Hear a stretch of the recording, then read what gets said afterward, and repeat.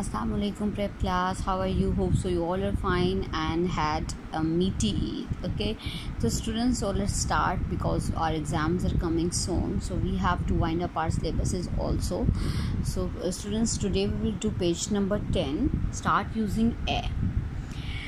It is a glass. Okay, it is a glass. What is this? It is a chair. It is a watch. It is a table.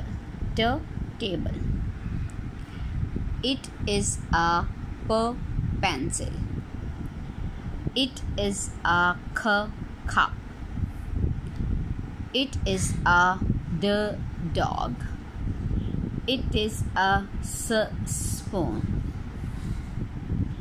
It is a ball. It is a shoe. It is a box.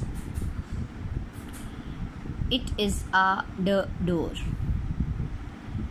It is a bed. It is a boat. It is a book. It is a tree.